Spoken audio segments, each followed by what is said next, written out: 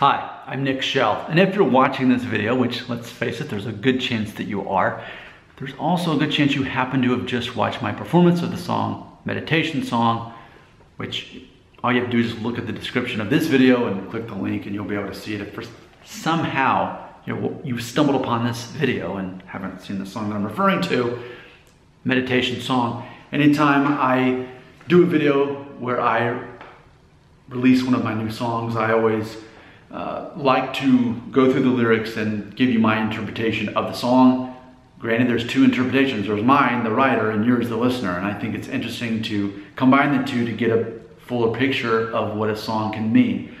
So I will say this is a direct sequel, even if it feels nothing like it. It's a direct sequel to Middle of a Mess. It's funny, even I'm looking through, it's funny because I'm looking through my lyric book. Here's Middle of a Mess.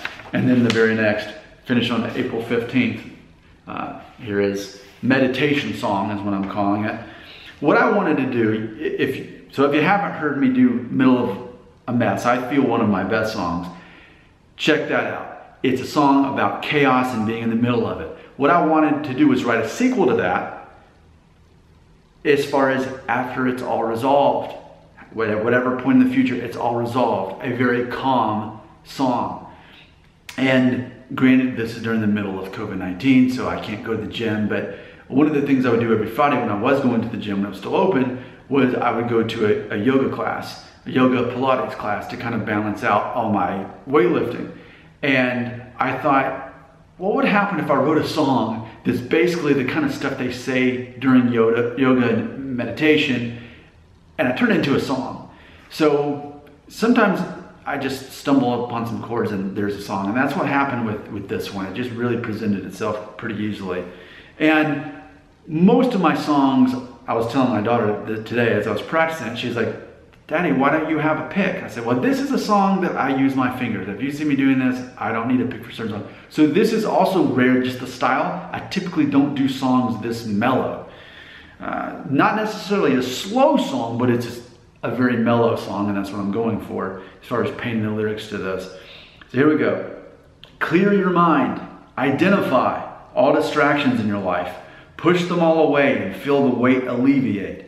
Now find that place, that quiet space, and a focal point where you can gaze. See it with your eyes closed. Know that you are surely safe. Now I am not someone who regularly meditates. It's one of the things I'm trying to get into. And part of my inspiration in writing this song was to sort of commit to memory the concept of what you're supposed to do when you're meditating. For me, it's hard to meditate and not end up praying or sleeping. It's hard for me to find that in between. So I specifically wrote these lyrics to try to help remind me the concept of getting that meditative state. The pre-chorus, let in goodness, let out fear, allow yourself to rest. Name your weakness, take its power, recognize true self. I am very aware that so much of our time, energy, and money is spent on things that don't matter. We focus on things that we worry about that might happen, and a lot of times they never do. So if we take that power away, it's just like refusing to forgive a person. If there's someone you need to forgive, obviously you're only hurting yourself the more time goes by and you don't forgive that person. It doesn't matter that they accept your forgiveness, but the fact that you forgive them is the thing that helps you move on, which is a lot of the actual second verse, which I'm about to get into. But first, the simplest chorus I've ever written for a song, because it's literally just breathe in, breathe out. Now granted, I changed the chords around so where it has kind of a different flow, and obviously falsetto. I'm making a point these days to make sure every song has a decent amount of falsetto, because what's actually hits on the radio, as far as if it's a male singer, it includes a lot of falsetto, especially in the chorus. So I'm making a point to do that. Even though it's sort of out of my comfort zone or out of what I would normally do, I purposely try to have a transition of more of a normal baritone tenor singing into a head space, head voice, into falsetto, which is sort of what you hear in that pre-chorus. Name your weakness, stop its power, recognize. And it kind of goes in between like that. So anyway, go into the breathe in, breathe out.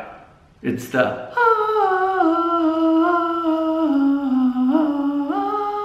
which if you'll notice, I'm kind of just moseying through a little intro in the beginning. It's just meant to be a little bit cerebral. It's the same melody. In fact, the way I created the melody for this chorus was when I played around that riff, and I thought, can I write a song off of this? And sure enough, so it's like a foreshadowing when you hear the very first intro in the song that ends up being the actual melody of the chorus of me doing the falsetto and ultimately saying breathe in, breathe out. So now the second verse, compared to the first one, first verse is mainly just a literal like get into a meditative state. Here's what you must do to do that. Second verse is all about the psychology of it. Again, helping to remove those burdens. So here we go. Never mind all that binds. Imagine nothing can hold you back from reaching any goals that you've thought about before. Share the love that you need. Be the change you wish to see. Make the choice that you won't live in darkness anymore. And granted, I'm pretty sure be the change you wish to see. I think Gandhi came up with that. Hey, I like that. Let me fit that in here. Share the love that you need. It actually goes a lot to my regular videos where I'm helping people become confident in who they actually are and basing their identity on their own skill set and confidence and not their perception of how other people see them. And I say that all the time, that it's not about you, it's about everybody else. It's about helping other people with whatever they're going through. So share the love that you need. That's definitely a truth that I live by. And then of course, make the choice that you won't live in darkness anymore. It is a decision. You can allow the default of thinking like a victim. I can't help it, this is just how it is, versus choosing the non-default, which is victorious mindset, which is I don't appreciate what happened, but I'm gonna figure out a way to get past this and through this, which ultimately, again, this is a sequel to the song, Middle of a Mess. So please check out that song if you haven't, because that's exactly the concept of that song. So there you go, there's all the lyrics to that song. On a personal note, here's what I wanna say about this song. To me, it's a little bit out there. I recognize in my usual other videos, I talk about all the time that in order to be successful, you have to be rejected a lot in life. To be confident in who you are, not base that off of other people, you have to be rejected and you have to fail a lot. And of course, the more you're rejected, the more you fail in life, the more you take risks, also the more you succeed and the more you are accepted. And it's a balance of that, and it's recognizing that. Of course, as you all know, I turned 39 this week, or just a few days ago. And that's a lot of the concept. I've lived enough life now. I've been rejected so many times by so many people about so many things.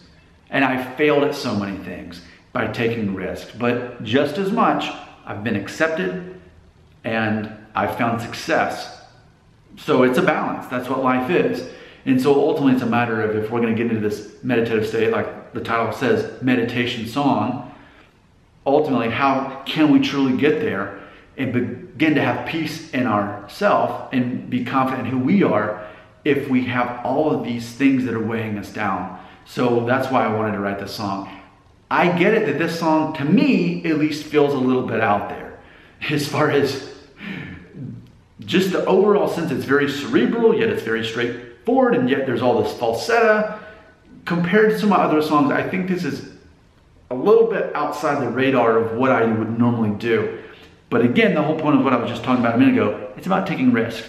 Even if people watch that song and think, I didn't really care for it, I don't really relate to it, I don't really get it, then that's okay. Ultimately, for me, on a personal level, it was an expression of, I'm always unpacking. When I'm writing songs, I'm unpacking the subconscious. What's inside my brain that I'm not really aware of? Apparently this song was in there. It needed to be released so that whatever next song I write can come out. This had to be released before whatever comes out. So even if this is the most unpopular song I've ever written, people don't like it, or people simply don't watch it or whatever, that's okay because that was the next step. With that being said, this is the first time since September that my lyric book here has no more songs in the works. I plan to take a little break from writing songs and maybe focus on a few cover songs.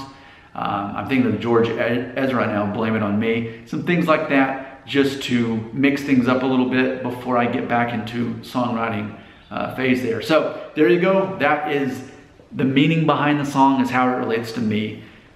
I kind of feel like this song won't really be appreciated as much as the others. I'm already kind of knowing that, but again, it was part of me. I needed to let it out. And hopefully, maybe there's somebody that can relate to that song. Your comments belong right here.